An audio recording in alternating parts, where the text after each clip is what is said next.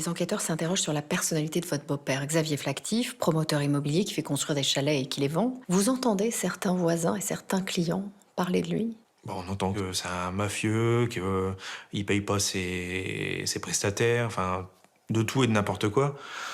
J'avoue que moi, à ce moment-là, clairement, ce qu'on peut dire, je m'en fous, je veux juste qu'on me dise où ils sont, en fait. Une équipe de 7 à 8 interroge alors celui qui n'est pas encore inquiété, un certain David Otia, mécanicien, et sa compagne Alexandra, femme de ménage, des prétendus locataires de Xavier Flactif qui ne l'épargnent pas. Lui, il s'en mettait plein les poches. Hein.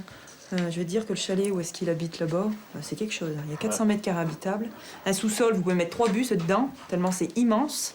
C'est Il y hallucinant. avait un voilier, il y avait ses deux 4x4, il y avait sa Mercedes, deux Mercedes, il y avait deux motos de cross, un ensemble GXXR, il y avait de tout dans le garage. Avec l'argent des autres, ça va bien. Hein. C'est le genre un knocker, ça se voit tout de suite. Hein. Vous voyez leurs témoignages à la télé? Je les vois dans l'émission 7 à 8 à l'époque. Et c'est la première fois que je les vois, en fait. Quand je les entends parler comme ça, en sachant que moi je les cherche, j'ai surtout envie de prendre la télé et de l'éclater dans le mur. Et je me demande aussi beaucoup, c'est... Même si sa femme a travaillé... a peut-être travaillé une semaine en tant que femme de ménage chez eux, comment il peut savoir enfin, tout ce qu'il y a dans le garage, quoi. Les enquêteurs estiment alors que l'animosité des voisins, de clients, peut être à l'origine de la disparition. Xavier Flactif se serait enfui avec sa famille. Moi, j'y crois pas du tout, parce que je connais ma mère. Et même s'ils avaient dû fuir pour X ou Y raison, elle aurait trouvé un moyen pour me prévenir, et puis elle m'aurait pas fait venir ce jour-là. Avec les gendarmes, vous retournez une deuxième fois dans le chalet. Que remarquez-vous? Il n'y a plus l'ordinateur sur le bureau de ma mère.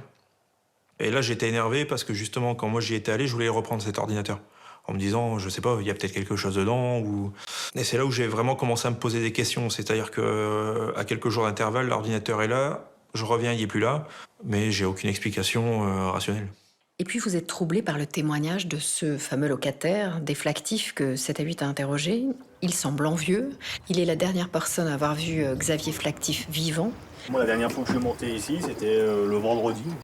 Découvrez la revue criminelle de Max Keyes.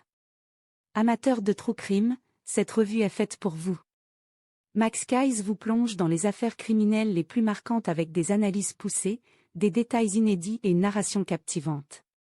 Que vous soyez passionné par les cold cases, les grandes enquêtes ou les profils des criminels les plus célèbres, cette revue vous tiendra en haleine du début à la fin. Ne passez pas à côté. Procurez-vous votre exemplaire dès maintenant en cliquant sur le lien en bio.